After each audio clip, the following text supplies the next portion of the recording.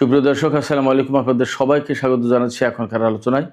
আপনাদের সঙ্গে আছি আমি সিরাজুল ইসলাম। দর্শক, ইয়েমেনে সৌদি আরব একদম ফুল ফ্লেজে অর্থাৎ পূর্ণাঙ্গ মাত্রায় সামরিক অভিযান চালানোর প্রস্তুতি নিচ্ছে বলে ইয়েমেনের হুতি সমর্থিত সরকারের পক্ষ থেকে দাবি করা হয়েছে। তার মানে আমরা মনে হয় খুব বড় রকমের যুদ্ধ দেখতে যাচ্ছি সৌদি আরব এবং ইয়েমেনের মধ্যে।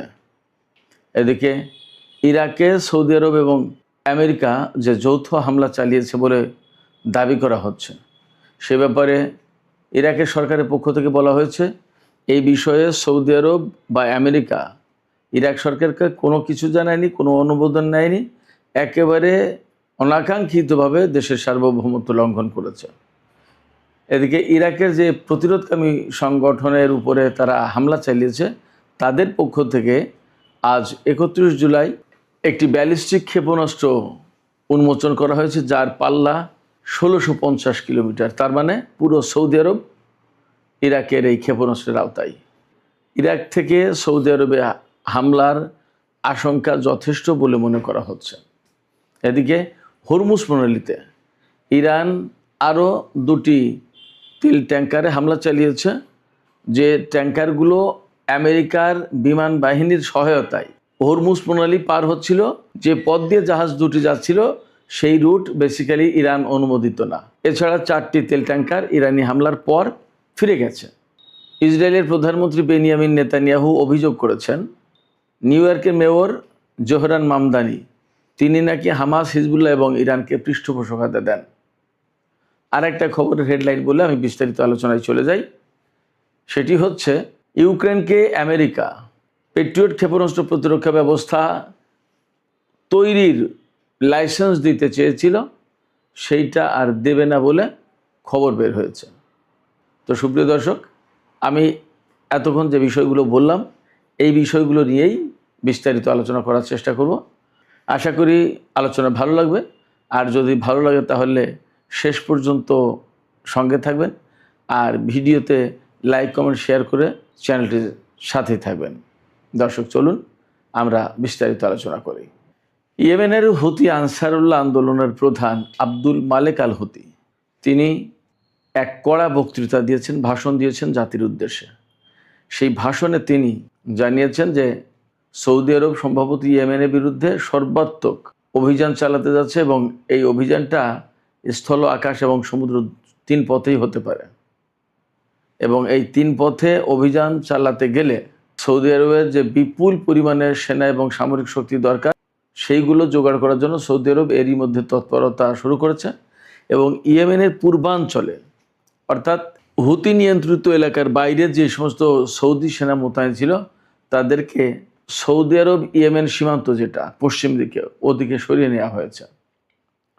এবং এরই মধ্যে আমরা তো খবর পেয়েছি যে 15 জাতির সমন্বয়ে একটা আন্তর্জাতিক জোট গড়ে তোলার চেষ্টা করছে, যে জোট লোহিত সাগর এবং বাব আল মানদেব প্রণালী দিয়ে জাহাজ চলাচল নিরাপদ করবে এবং উন্মুক্ত করবে। তার মানে সেখানেও একটা বড় সংঘাতের আশঙ্কা আছে। আমি এখানে একটু উল্লেখ করি, 2015 সালে সৌদি আরব এবং ইয়েমেনের মধ্যে যে সংঘাত শুরু হয়েছিল তার মূল কারণ ছিল কয়েকটা। একটা বড় কারণ এই বাব আল মানদেব প্রণালীর নিয়ন্ত্রণ নেওয়া, 1। 2 হচ্ছে যে তখন ইয়েমেনের এই হুতিদেরকে শিয়া সম্প্রদায় বলে এই দ্বন্দ্বটাকে শিয়া সুন্নি দ্বন্দ্ব হিসেবে চালিয়ে দেওয়ার চেষ্টা করেছিল, বিশেষ করে পশ্চিমা দুনিয়া, আমেরিকা। এর পেছনে সবচেয়ে বড় যে কারণ ছিল সেটা হচ্ছে এই যে হুতি আনসারুল্লাহ আন্দোলন, যেটা এই হুতি আনসারুল্লাহ আন্দোলন বেসিক্যালি ইরান সমর্থিত। এদের প্রতি ইরানের সমর্থন আছে। কারণ হচ্ছে যে এই সংগঠনটা ইসরায়েল এবং আমেরিকার বিরুদ্ধে খুব শক্তভাবে দাঁড়িয়েছে অনেক আগের থেকেই, যার কারণে এদের প্রতি ইরানের সমর্থন ছিল। যেমন ফিলিস্তিন বা ইরাক বা লেবাননের যে সমস্ত সংগঠন আছে যাদেরকে ইরান সমর্থন দেয়, একইভাবে ইয়েমেনের এই সংগঠনটাকে ইরান সমর্থন দিত। এই যে ইরান সমর্থন দেয়, অতএব আলটিমেটলি তারা আমেরিকা, সৌদি আরব সবার, ইসরায়েল সবার শত্রু ছিল। এই শত্রু থাকার কারণে 2015 সালে মূলত তারা ইয়েমেনের বিরুদ্ধে অভিযান চালায় এবং এক্ষেত্রে সৌদি আরবকে সামনে রাখে, যাতে শিয়া সুন্নির দ্বন্দ্বটা জায়েজ করানো যায়, দেখানো যায় যে সত্যিকার অর্থেই শিয়া এবং সুন্নিদের মধ্যে সংঘাত চলছে মধ্যপ্রাচ্যে। কিন্তু মূল বিষয়টা ছিল এই বাব আল মানদেব প্রণালী এবং লোহিত সাগরের নিয়ন্ত্রণ যাতে সৌদি আরব, ইসরায়েল, আমেরিকা এদের হাতে থাকে। কিন্তু বাস্তব কথা হচ্ছে 2015 সাল থেকে 2021 সাল পর্যন্ত 6 বছর 7 বছর যুদ্ধ করেও ইয়েমেনের হুতি আনসারুল্লাহ আন্দোলন সমর্থিত যে সরকার বা সামরিক বাহিনী তাদেরকে পরাজিত করতে পারেনি। এবং এই হুতি গেরিলাদের অনেকেই সামরিক প্রশিক্ষণপ্রাপ্ত, তারা সৌদি আরবের বিরুদ্ধে বড় বড় অভিযান পরিচালনা করেছে। আজকে যখন ইয়েমেনের বিরুদ্ধে সৌদি আরব বড় রকমের অভিযান পরিচালনা করবে বলে প্রস্তুতি নেওয়ার খবর পাওয়া যাচ্ছে, তখন ইয়েমেনের পক্ষ থেকে ঘোষণা দেওয়া হয়েছে সৌদি আরবের বিরুদ্ধে অন্তত 10 লাখ ইয়েমেনি, সশস্ত্র ইয়েমেনি লড়াই করবে। তারা সেইভাবে প্রস্তুতি নিচ্ছে। সেক্ষেত্রে যদি এ ধরনের সংঘাত হয় তাহলে এ কথা একেবারে নিশ্চিতভাবে বলা যায়, একদম জোর দিয়ে বলা যাচ্ছে যে ভয়াবহ রক্তপাত হওয়ার সম্ভাবনা আছে সৌদি ইয়েমেন এই সংঘর্ষে এবং মধ্যপ্রাচ্যে। এবং আমি জানি না আসলে দিন দিন পরিস্থিতি কোথায় যাচ্ছে। এতদিন কিন্তু যুদ্ধের পরিস্থিতি একরকমের ছিল। ইরানের সাথে ইসরায়েল এবং আমেরিকা যখন যুদ্ধ হয়েছে তখন কিন্তু সৌদি আরব, কাতার, কুয়েত, বাহরাইন এই সমস্ত দেশ সরাসরি ইরানের বিরুদ্ধে যুদ্ধে অংশ নেয়নি। এখন যুদ্ধের আপাতত দৃষ্টিতে যখন তীব্রতা কমে এসেছে বলে আমরা ধরতে পারি, অনেক ক্ষেত্রেই বলা হচ্ছে যে মধ্যপ্রাচ্য থেকে, বিশেষ করে পারস্য উপসাগরীয় দেশগুলো থেকে আমেরিকা সেনা প্রত্যাহার করে নেবে কিনা বা কোনো কোনো জায়গা থেকে সেনা প্রত্যাহার করেছে বলে খবর পাওয়া যাচ্ছে। এইরকম একটা সময় সৌদি আরব ইরাকে হামলা চালালো এবং ইয়েমেনের সাথে দ্বন্দ্বে জড়িয়ে গেল। তাহলে বিষয়টা কি দাঁড়ালো? তাহলে ব্যাপারটা কি আমেরিকা সৌদি আরবকে এই মধ্যপ্রাচ্যের যুদ্ধে জড়িয়ে দিয়ে আস্তে আস্তে সে এখান থেকে সরে পড়তে চায় কিনা, নাকি সৌদি আরবকে জড়িয়ে দিয়ে মধ্যপ্রাচ্যে বৃহত্তর একটা দ্বন্দ্ব সংঘাত লাগিয়ে দিতে চাই? আসলে কোন পলিটিক্স, কোন পলিসি যে কাজ করছে বলা মুশকিল, বোঝা মুশকিল। যে সময় ধারণা করা হচ্ছিল বা আলাপ আলোচনা চলছিল যে সৌদি আরব, পাকিস্তান, তুরস্ক, কাতার, ইরান এরা মিলে একটা আঞ্চলিক জোট গঠন করতে পারে, ইরান যদি নাও থাকে তাহলে এই দেশগুলো একটা আঞ্চলিক জোট গঠন করতে পারে এবং মধ্যপ্রাচ্যের স্থিতিশীলতা ফিরিয়ে আনতে এই জোটটা বিরাট কার্যকরী ভূমিকা পালন করবে। সেই জায়গায় সৌদি আরব এখন এমন একটা জোট গঠন করতে যাচ্ছে বলে আন্তর্জাতিক এবং দেশীয় গণমাধ্যমে খবর বের হচ্ছে, আমাদের দেশীয় গণমাধ্যমে খবর বের হয়েছে যে জোট ইয়েমেনের বিরুদ্ধে লড়াই করতে যাচ্ছে বলে আশঙ্কা করা হচ্ছে। এটা যদি হয় তাহলে একেবারে মুসলিম বিশ্ব, মিডল ইস্ট, মুসলিম মিল্লাত একেবারে ধ্বংস হয়ে যাবে, মারাত্মক রকমের ক্ষতিগ্রস্ত হবে। এবং এটাই তো চেয়েছিল পশ্চিমা কিছু দেশ। এগুলো কেন বুঝতে পারছে না মধ্যপ্রাচ্যের মুসলিম দেশগুলো, আমি ঠিক পরিষ্কার না। যাই হোক, আমরা আর একটা প্রসঙ্গে আলাপ করি। এই মধ্যপ্রাচ্যের আলোচনায় যখন হচ্ছে তখন বলি যে ইরাকের প্রতিরোধকামী সংগঠন হাসতাস সাবি, যেটা পপুলার মোবিলাইজেশন ইউনিট, তাদের পক্ষ থেকে আজকে একটি ক্ষেপণাস্ত্র প্রদর্শন করা হয়েছে এবং উন্মোচন করা হয়েছে, যে ক্ষেপণাস্ত্রের পাল্লা 1650 কিলোমিটার। এটা ব্যালিস্টিক ক্ষেপণাস্ত্র, 1650 কিলোমিটার দূরে আঘাত আনতে পারে। তার মানে পুরো সৌদি আরব সম্ভবত এই ক্ষেপণাস্ত্রের আওতায়। সেক্ষেত্রে খুব সম্প্রতি সৌদি আরব এবং আমেরিকা ইরাকের উপরে যে হামলা চালিয়েছে, সেই হামলার জবাব সম্ভবত ইরাকের প্রতিরোধকামী সংগঠন দিতে যাচ্ছে সৌদি আরবকে। আর মধ্যপ্রাচ্যে মার্কিন ঘাঁটিগুলো তো ইরানের হামলার লক্ষ্যবস্তু হয়ে আছেই। আজকেও আমি দুপুরে ভিডিওতে বলেছিলাম যে কুয়েতে হামলা চালিয়েছে, পরবর্তীতে জানা গেল যে বাহরাইনেও হামলা চালিয়েছে ইরান। এদিকে আজকে ইরান যে মার্কিন ঘাঁটিগুলোতে হামলা চালিয়েছে, এর বাইরেও হরমুজ প্রণালীতে কিছু ঘটনা আছে। আমেরিকার সামরিক বাহিনী, বিশেষ করে বিমান বাহিনী, তাদের বিমান শক্তি দিয়ে, বিমানের ছত্রছায়ায় অর্থাৎ বিমান নিরাপত্তা দিয়ে 2টি তেল ট্যাঙ্কারকে হরমুজ প্রণালী পার করে নিয়ে যাচ্ছিল। মূলত এই 2টি জাহাজ ওই ওমান উপকূল দিয়ে নিয়ে যাওয়ার চেষ্টা করছিল, যেটা ইরান থেকে দূরে। আর ইরান দেখিয়ে দিয়েছে যে জাহাজ চলাচল যা করবে, তাদের যে নির্দেশিত পথ, তারা যে দেখিয়ে দিয়েছে যে এই রুটে যাবে, এই রুটে যাবে, সেই রুটে যায়নি। তার মানে আমেরিকা তাদের শক্তি প্রয়োগ করে জাহাজ 2টি নিয়ে যাচ্ছিল। কিন্তু ইরান দুটো জাহাজে হামলা চালিয়েছে। হামলা চালালে ওখানেই অচল হয়ে বা দাঁড়িয়ে আছে জাহাজ দুটো। আর 4টি জাহাজ তার পেছনে ছিল, সেই 4টি জাহাজ, ওই 4টি জাহাজ ফিরে গেছে। তার মানে আমেরিকা আজকেও অর্থাৎ 31 জুলাই জাহাজ, তেলবাহী জাহাজ পার করতে পারলো না হরমুজ প্রণালী। শুধু তাই না দর্শক, আমি আপনাদেরকে আর একটা কথা বলি। হরমুজ প্রণালী সেই 40 দিনের যুদ্ধের সময় যখন থেকে আটকে দিয়েছে ইরান, অর্থাৎ মার্কিন বাহিনীর এখানে প্রবেশ নিষেধ, এরপর থেকে একদিনের জন্য আমেরিকার সেনারা হরমুজ প্রণালীর ধারে কাছেই যায়নি।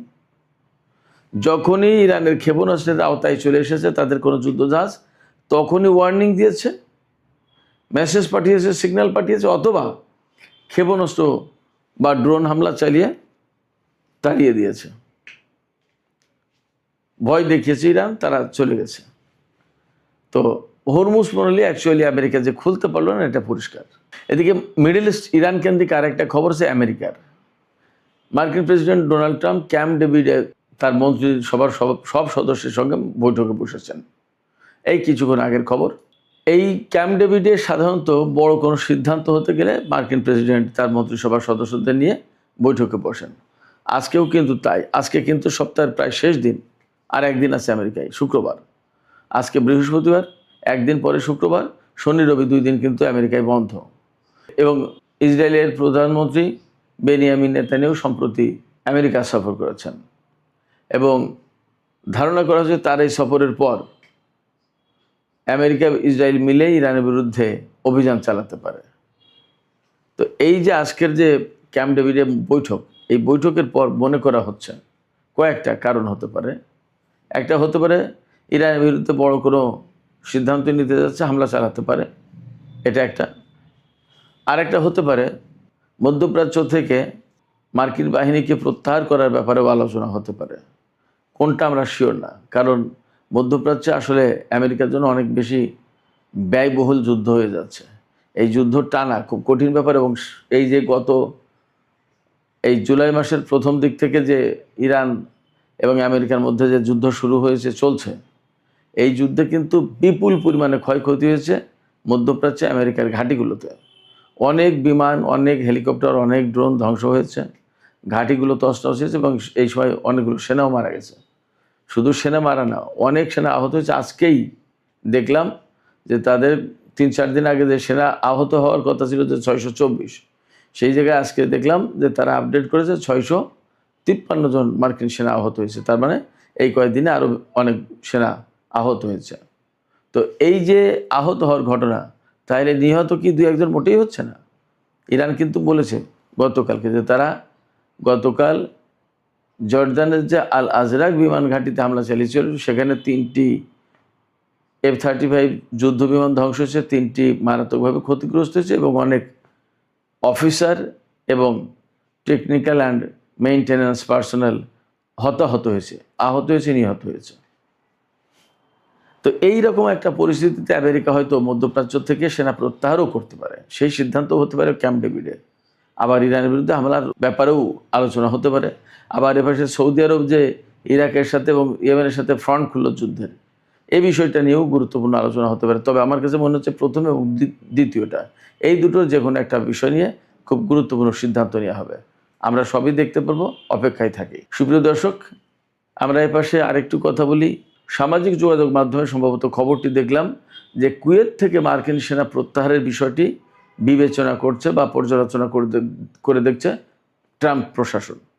তার মানে আজকে যে ক্যাম্প ডেভিডের যে আলোচনা হচ্ছে আর এই কুয়েতের ব্যাপারটা অনেকটা মিলে যায় আমার দ্বিতীয় যে ধারণা, সেই ধারণার সাথে। দেখা আসলে কি হয়। আমি প্রথমে শিরোনামের সময় বলেছিলাম যে ইসরায়েলের প্রধানমন্ত্রী বেনিয়ামিন নেতানিয়াহু বলেছেন যে নিউ ইয়র্কের যে মেয়র জোহরান মামদানি, তিনি নাকি ইরান, হিজবুল্লাহ এবং হামাসকে সমর্থন করেন, পৃষ্ঠপোষকতা দেন। এই কথা কেন বলছেন? এর কয়েকদিন আগে মেয়র জোহরান মামদানি বলেছিলেন যে নেতানিয়াহু নিউ ইয়র্কে আসলে আমি তাকে গ্রেপ্তার করব। যদিও পরে মামদানি বলেছেন যে নিউ ইয়র্ক স্টেটের বা আমার মেয়র হিসেবে আসলে আমার সেই ক্ষমতা নেই, কারণ আমেরিকা ICCর সদস্য না, সেই কারণে ওই আইন আমেরিকার জন্য প্রযোজ্য না। তো ওই আইন প্রযোজ্য না হলেও নেতানিয়াহুর সাথে যে জোহরান মামদানির একটা বিরাট মানসিক দ্বন্দ্ব এবং দূরত্ব তৈরি হয়েছে, এতে কোনো সন্দেহ নেই। এই প্রসঙ্গে আজকে নেতানিয়াহু বলেছেন, আমি যদি কোনো দেশ সফরে যাই আর সেখানে যদি কোনো সরকার আটকের চেষ্টা করে, তাহলে আমাদের দেশের সেনারাই সেটা কাউন্টার দেওয়ার জন্য বা সেটা নস্যাৎ করে দেওয়ার জন্য যথেষ্ট। ধরুন কথার কথা, ফ্রান্সে গেল, ফ্রান্সের সেনাবাহিনী যদি নেতানিয়াহুকে আটক করার ব্যবস্থা করে বা পুলিশ, তো তাদেরকে কাউন্টার দেবে ইসরায়েলের সেনাবাহিনী। নেতানিয়াহুর বক্তব্য এটা। তাইলে অনেক বেশি শক্তি প্রকাশের বা শক্তির অহংকার দেখানো হলো, এমন কি? আপনাদের মতামত জানাতে পারেন এ ব্যাপারে। আমি সর্বশেষ যে বিষয়টি নিয়ে আলোচনা করতে চাই সেটি হচ্ছে, অনেক আগে থেকেই ইউক্রেন আমেরিকার কাছে ক্ষেপণাস্ত্র প্রতিরক্ষা ব্যবস্থা চেয়ে আসছে। তাকে সম্ভবত পেট্রিয়ট ক্ষেপণাস্ত্র প্রতিরক্ষা ব্যবস্থা দিয়েছেও, কিন্তু সেগুলো খুব একটা কার্যকর হতে পারছে না। রাশিয়ার হাতে ওরেশনিক থেকে শুরু করে অনেকগুলো হাইপারসনিক ক্ষেপণাস্ত্র আছে। হাইপারসনিক ক্ষেপণাস্ত্র পেট্রিয়টে ঠেকাতে পারবে না। তারপরেও এই যে কয়েকদিন আগে তুরস্কে যে নেটো জোটের সম্মেলন হলো, সেই সম্মেলনের সময় একদম প্রকাশ্যে ডোনাল্ড ট্রাম্প ঘোষণা দিয়েছেন যে আমরা ইউক্রেনকে এই পেট্রিয়ট ক্ষেপণাস্ত্র প্রতিরক্ষা ব্যবস্থা তৈরি করার জন্য লাইসেন্স দেব। এই লাইসেন্স পেলে ইউক্রেনের পক্ষে আর এই ক্ষেপণাস্ত্র প্রতিরক্ষা বাড়ানো কোনো ঝামেলা হবে না, কারো কাছ থেকে আর চাওয়া লাগবে না। তো আজকে ডোনাল্ড ট্রাম্প বলেছেন যে তিনি ইউক্রেনকে এই লাইসেন্স দেবেন না। তিনি প্রকাশ্যে কয়েকদিন আগে বলে গেলেন দেবেন, আর আজকে বলছেন দেবেন না। এই জায়গা থেকে আরেকবার একটা কথা পরিষ্কার হয়ে প্রমাণিত হয়, সেটা হচ্ছে যে ডোনাল্ড ট্রাম্প আসলে কাউকে কথা দিলে সেই কথা যে রাখবেন তার নিশ্চয়তা থাকে না। সুপ্রিয় দর্শক, আমি যে বক্তব্য দিলাম ট্রাম্পের এই ব্যাপারে, আমার এই বক্তব্যের সাথে কি আপনাদের কোনো দ্বিমত আছে? নাকি ট্রাম্প আসলেই বারবার ওয়াদা খেলাপ করেন, চুক্তি ভঙ্গ করেন এবং এই রেকর্ড যথেষ্টই আছে? আপনাদের মতামত জানিয়ে কমেন্টে লিখতে পারেন। আর ভিডিও ভালো লাগলে লাইক, কমেন্ট, শেয়ার করবেন এবং চ্যানেলটি সাবস্ক্রাইব করে সাথেই থাকবেন। দর্শক, এখনকার মতো আলোচনা এখানেই শেষ করতে চাই। আপনারা সবাই অনেক অনেক ভালো থাকুন। আল্লাহ হাফেজ।